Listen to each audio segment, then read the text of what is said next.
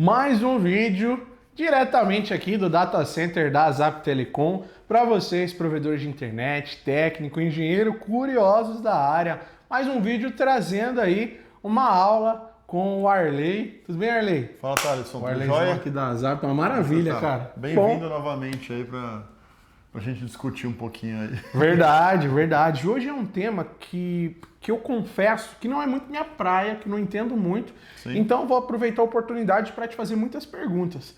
Primeiro que é sobre IRR e também sobre o AS, né? O ASN, né? Sim. Então eu queria que você nos explicasse, eu não sei se os dois se conversam, se você quer começar primeiro falando sobre o IRR, depois sobre o AS, vou deixar com você. Acho melhor começar pelo AS, porque a gente depende do AS para usar o IRR. Entendi. Né? Então vamos na ordem cronológica para ficar mais fácil de entender. Então, maravilha. Tá. Deixa o like, se inscreve no canal, tem um QR Code na tela para você ir direto aqui para as mídias sociais da Zap. A Zap Telecom é um data center que você, provedor, pode colocar o seu equipamento aqui dentro do data center da Zap, ou você, empresa, né? Se você tem um equipamento aí, por algum motivo ele não pode parar, precisa de um local seguro, você tem esse espaço dentro do data center e, é claro, o link dedicado em todo o Brasil. Se você precisar de link, a Zap tem para entregar para você. A gente fala um pouquinho mais no final, tá? Mas o que é o ASN? E como o ASN importa assim para o provedor ali? Porque eu conheço provedor de internet, Sim. na sua maioria começa sem ter o AS, né? Sim, Vai ser o nosso caso lá. Natural. Uhum. Bom, o ASN, né, para a gente simplesmente traduzir, é Autonomous System Number, né? Ou seja, é um número de sistema autônomo. O que isso quer dizer? Cada entidade que se conecta à internet, quando eu falo entidade, pode ser uma empresa, pode ser um provedor, pode ser qualquer entidade mesmo, vamos usar essa palavra que eu acho que é mais abrangente, né? Que queira estar na internet, né? Ou seja, o ASN é um número único. Quando você vai lá e retira o seu ASN, você tem todo um processo aqui dentro do registro BR, você preenche um cadastro, preenche uma série de informações, você tem pré-requisitos para poder ter esse ASN. Isso, globalmente, eles vão te entregar um número, tá? E esse número é só seu. Ninguém mais vai usar esse número no mundo. Ok. Tá? Associado a esse número, você vai ter os IPs. Né? Perfeito. Hoje, né, o registro BR só tem IPv6 para entregar imediatamente. Para entregar o IPv4, você entra numa fila e aí demora um tempo. Eu já ouvi dizer que está demorando uns 8 meses para poder entregar o IPv4. Eu já ouvi que é 1 ano e meio. Né? Então, assim, 2 anos. Eu particularmente não participei de um processo desse. Tá? Eu não sei dizer exatamente, mas o processo existe e está acontecendo. A gente vê que é entregue a IPv4 mensalmente, tá? Ok. Tem todo um processo lá para poder liberar o IPv4, tá? Ok. Mas o ASN, ele não tá, ele é um número que ele diz quem está dentro desse número, né? Quais redes estão dentro desse número, tá? Que pode ser o IPv4 ou IPv6. E a internet, ela é toda subdividida, né? Entre esses números. Então você tem lá o ASN 10, que tem o 20 abaixo dele, tem o 30 abaixo do 20 e assim por diante. E para você. E o BGP, né, como ele é um protocolo de saltos, né? Então ele conta saltos para chegar até onde ele quer. Ele vai perguntar: eu quero. Hoje eu estou com o meu IP aqui 200, 10, 20, 30, eu quero chegar no IP 45, 20, 15, 40, por exemplo, tá? Quem é o dono desse IP? Ele vai falar, é o AS30. Onde está o AS30? Está depois do 10, depois do 20. E aí o BGP ele conta dessa forma, né? Então o AS é uma forma de você resumir e facilitar com que o BGP chegue num determinado destino. Ok, tá? ok. Dentro do BGP existe uma tabela, né, de rotas, né, que você vai ter lá a rede e o caminho de AS para você chegar naquela rede. Né? Então, quanto menos saltos, mais perto. Você tem 2, 3, 4 operadores no seu BGP, ele vai chegar por esses 4 caminhos, você vai chegar nessa mesma rede.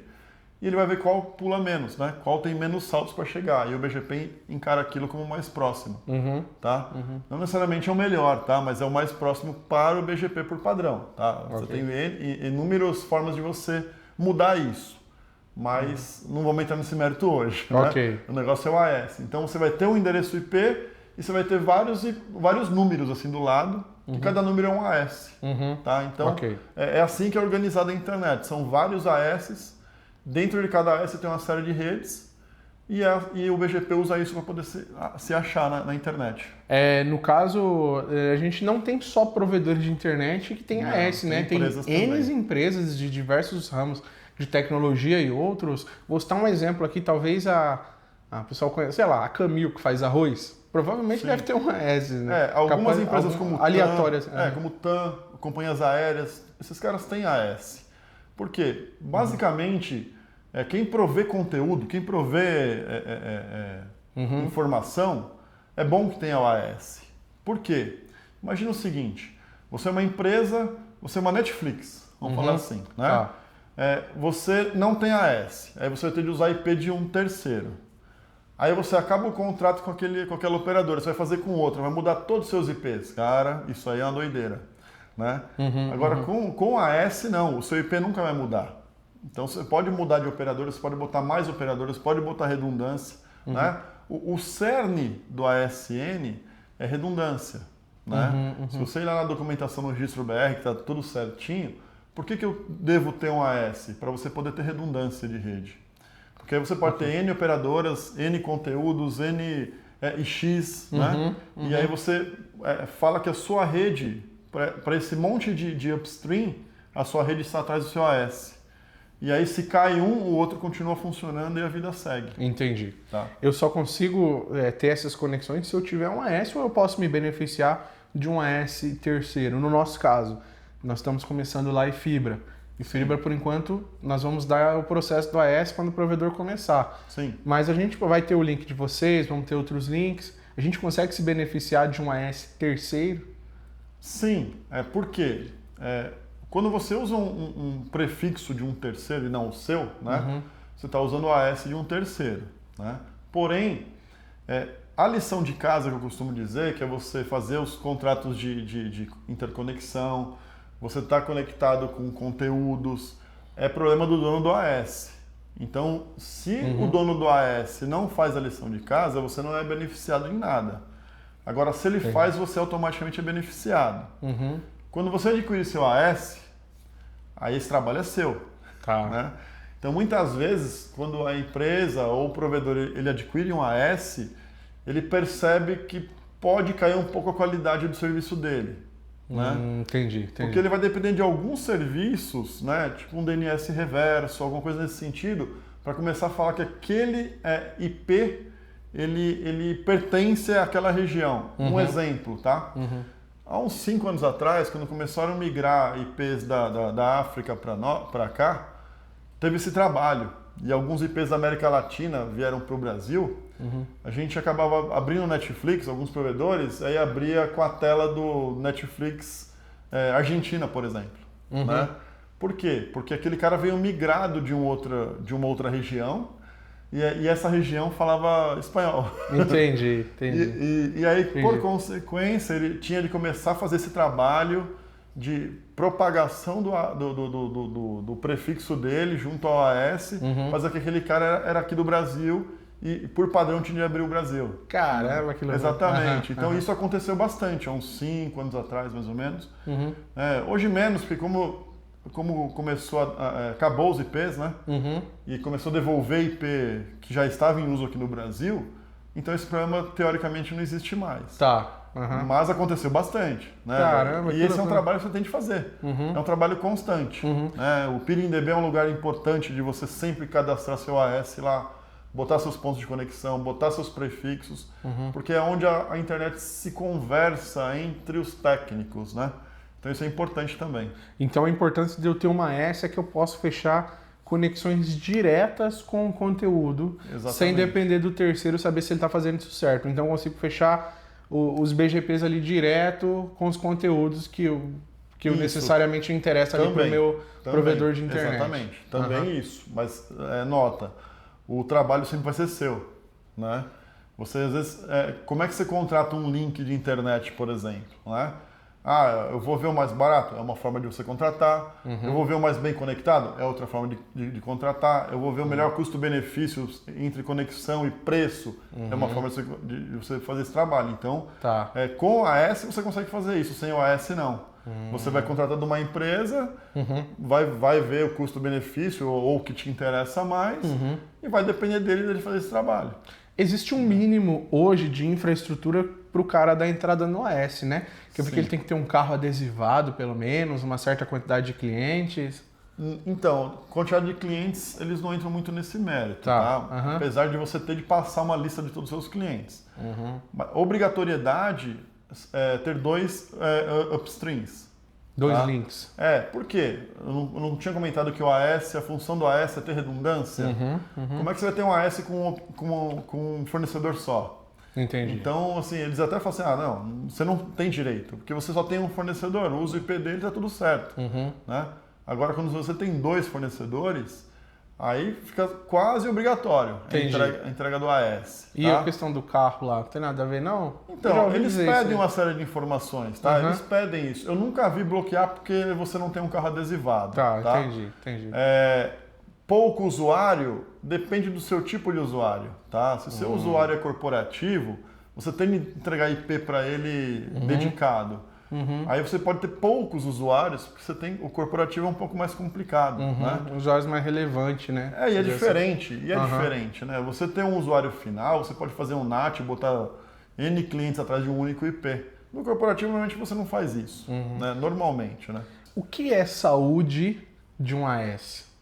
Que eu sei que tem isso também, não tem? Sim. Pô, esse AS está saudável, esse AS não está tão saudável. Então, aí você tem vários fatores, tá? Em relação à saúde do AS. Você tem a parte de financeira, que anualmente, quando você adquire um AS, anualmente você tem que pagar uma taxa, tá? Essa taxa está associada ao tamanho do seu prefixo de IP que você tem, tá? Normalmente o IPv6 ele vai entregar um /32 para você, né? Beleza? É IP pra caramba, sei lá, é muita coisa. E o IPv4 depende do momento, né?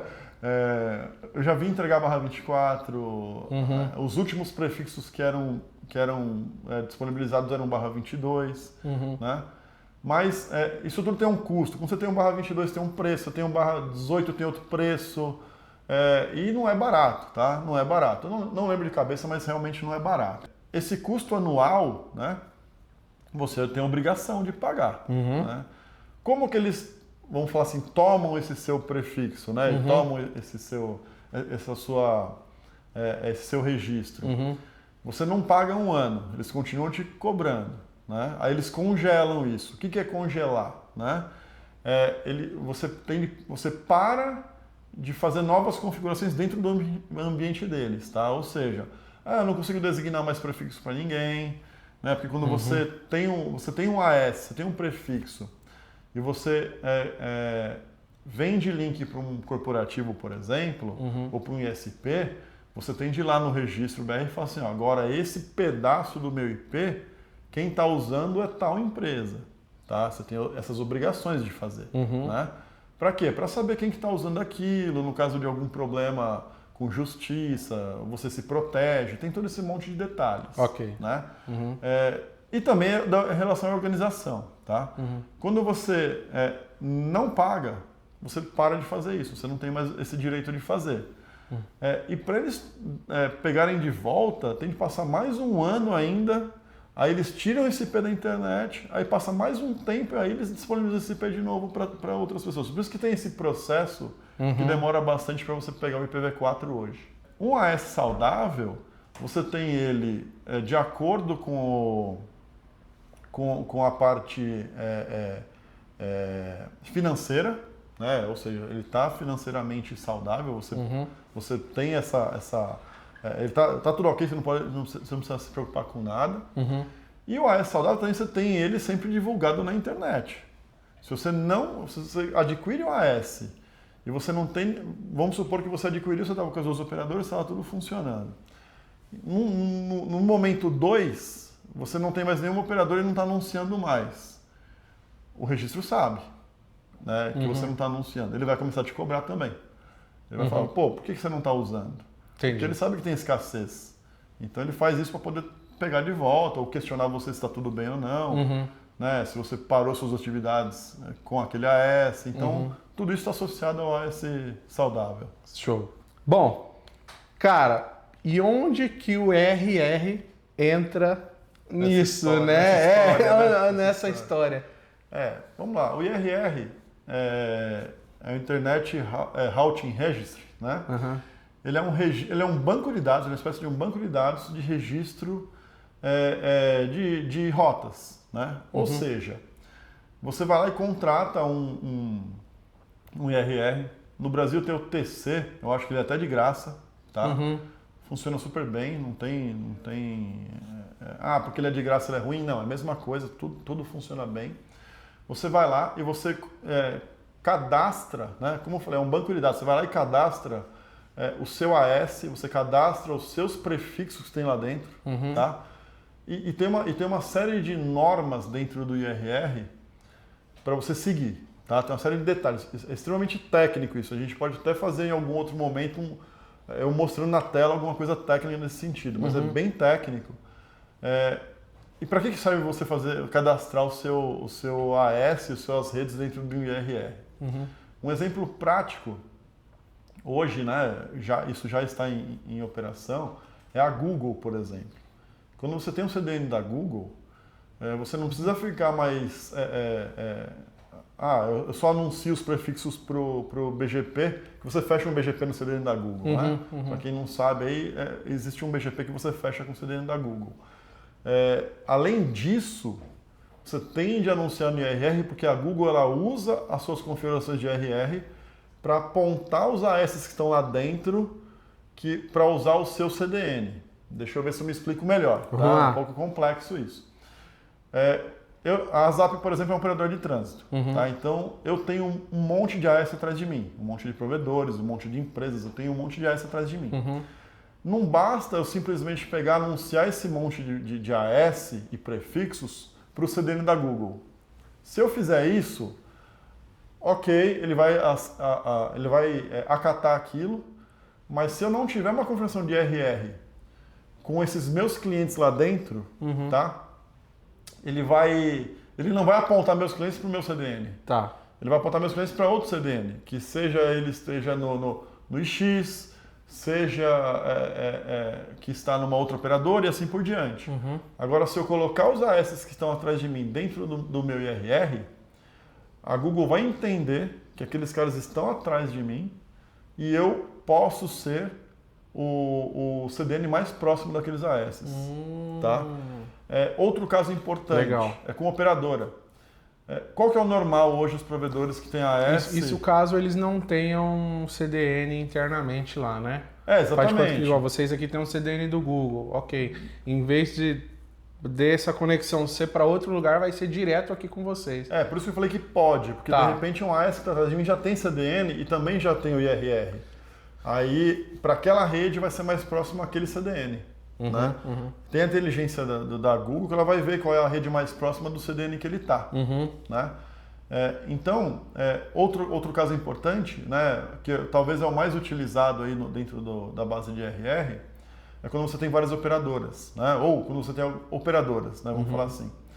O que é o padrão dos provedores quando eles têm um prefixo novo ou quando eles agregam um outro AS dentro da infraestrutura dele? Ele manda um e-mail para a operadora e fala assim, agora libera para mim, né, no seu filtro, você receber esses prefixos e esse AS. Isso é padrão, normal, todo mundo faz isso. Né? Com o IRR eu não preciso mais fazer isso. Né?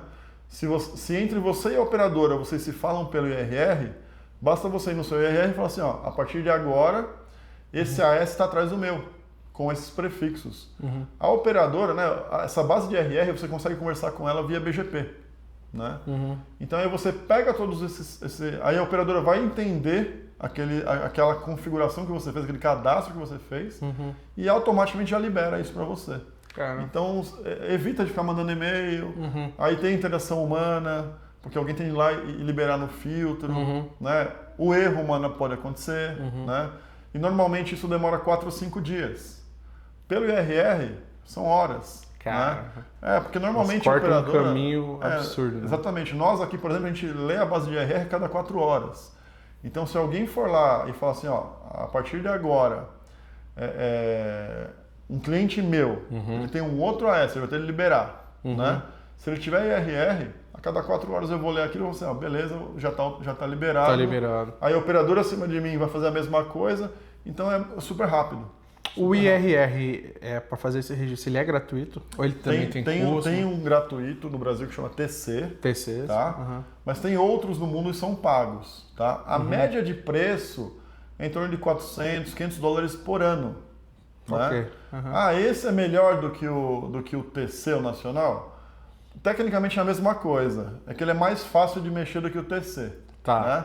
O TC você trabalha muito com e-mail, né? Que você manda um e-mail, tem uma padronização lá para você poder liberar ou não. Né? Os outros, alguns têm uns formulários que você entra via web mesmo, você cadastra mais rápido. Mas o funcionamento técnico é exatamente o mesmo, porque uma base fala com a outra.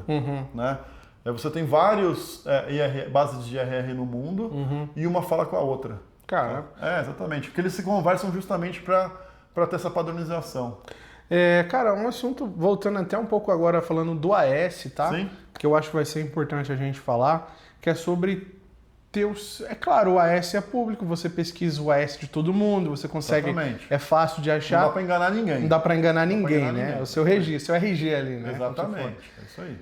Só que você tendo o seu AS também, você fica vulnerável a ataques, né, cara? Porque você tá visível ali para a internet, não é? Ou isso já é mais um mito? Porque tem... mito. No meu modo de ver, é óbvio que se você tiver um inimigo na internet, ele vai atacar aquele IP, ele sabe que é você. Né? Mas, assim, sinceramente, eu ignoro isso. Tá? Quando você tem AS, você tem aquelas preocupações que eu falei, né? Que você tem de ter umas preocupações que quando o AS era do outro, você não tinha. Né? Link redundante, proteção DDoS, exatamente, tudo né? isso. Então você tem que pensar, o mundo de hoje, a segurança é basicamente obrigatória. Né? Depende se você nunca sofreu ataque ou não. Né? Na verdade, com certeza você sofreu ataque, só que você não sentiu. E você sofre ataque, mas você não sente, com certeza. Porque a grande maioria dos ataques, eles são pequenos, eles são só uma tentativa de conexão. Isso não deixa de ser um ataque. Né? Ele tentar fazer a conexão telnet no seu IP. Isso é uma tentativa de ataque, mas não é bem sucedido. Por quê? Porque você não tem telnet no seu IP liberado. Né? Entendi. Agora, o DDoS aí é outros 500. Aí é uma chatice que tem hoje, principalmente nesse mundo do ISP. É uma baita chatice isso aí. Total. Né? Mas o ataque acontece o tempo todo. Tem um site lá da Kaspersky que é muito legal. Você entra lá, tem um planetinha Terra, então ele mostra todos os ataques no mundo. Eu já vi isso aí. É muito legal. É bonito assim de ver, mas é triste. É triste, né? Coloca aí, Dimas, se você conseguir, coloca aí pra gente. Tá? É muito pedacinho triste, só. porque é legal. E você vê assim, da onde sai e para onde vão os ataques. Então você entende porque que todo mundo fala que os ataques saem do leste europeu, da Rússia. Exatamente. Loucura. É isso, porque você vê saindo de lá e vindo para cá, ou indo para os Estados Unidos, ou indo para outro lugar. Então, esses ataques podem ser ataques que você sofreu e não sentiu, né? Então pode ser ataque que você sentiu. Né? Entendi. Mas o DDoS é um que você sente imediatamente, que você vê que subiu o tráfego e começa a parar serviço. Né? Mas efetivamente não está te roubando nada, ele só está te tirando da internet. Por isso que é um ataque chato. É chato pra caramba, exatamente, né? Tem empresas especializadas, né? A gente tem um parceiro e hoje o link de vocês também já tem essa proteção também, Sim, né? Hoje, automaticamente, qualquer cliente nosso, se ele sofrer um ataque de até 10 GB, ele já está coberto, já está tranquilo, não tem um custo a mais. Tá? Por que a gente escolheu 10 GB? Né? Porque mais de 95% dos ataques não passam de 10 GB. Então, enfim, você vai ficar com esses 5% de gap, né? Porém, se precisar, nós temos nuvem de mitigação também, que daí protege fora do país, né? Esses 10 GB protegem aqui dentro, Então você nem vai sentir muito problema de latência, porque não vai mudar muito a latência. Entendi. Mas quando tem uma nuvem de mitigação e você transfere para fora, há uma alteração. A nossa nuvem também fica no Brasil, porém vai subir uns 2, 3 milissegundos. Tá, né? Mas não é fora do país. Tá? Não é fora do país.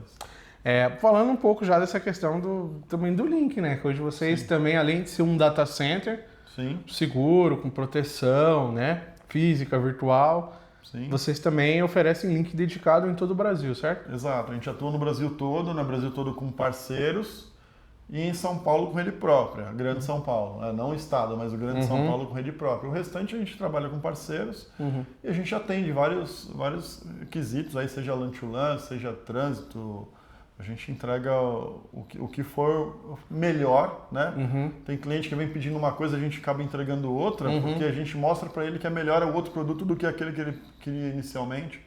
Então tem várias formas de fazer aí a composição de link para o cliente. Né? Inclusive eu acho legal, por exemplo, que aqui em São Paulo, no Brasil, mas em São Paulo também é fácil, porque já tem a rede deles aqui, a malha própria, que se você tiver 1 giga, cara, em Carapicuíba, lá onde a gente mora, se você precisar usar só 500 megas lá, você ainda vai ter 500 megas. Então você pode tirar esse link em outro endereço sem nenhum custo a mais.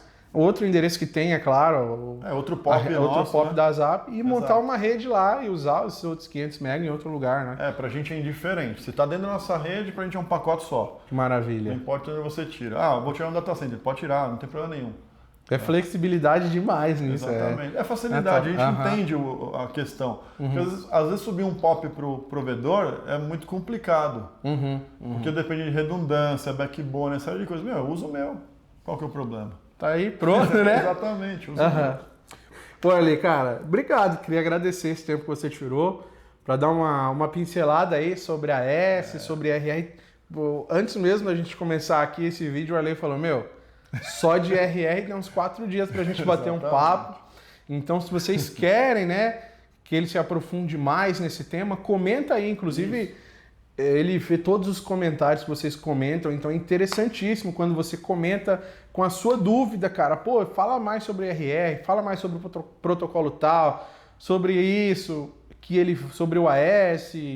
Comenta aí, que o Arley comenta aí também. O pessoal da Zap fica de olho aí na resposta de vocês. E, de repente, a gente pode até trazer um próximo vídeo com algum tema específico, né? A gente tem uma série de vídeos aqui no Data Center da Zap, mostrando o Data Center de ponta a ponta, cara, energia, os racks, ar-condicionado, uma série bem legal, assiste, tá bom? Vamos deixar a playlist aqui na descrição para vocês, né? E, é claro, se você quer saber mais sobre a Zap, tem um QR Code aqui na tela, para você ir direto aqui para o site da Zap Telecom, saber mais dos links e do Data Center, e também o link na descrição aqui desse vídeo. Se você está vendo pelo celular, você clica no link aí da descrição. Se você estiver vendo na TV, você aponta a câmera do celular. É isso aí, gente. Se tiver dúvida, pode perguntar que a gente tenta responder da melhor forma possível. E se houver necessidade, é o que você falou, a gente monta um vídeo para falar mais a respeito disso. Com certeza.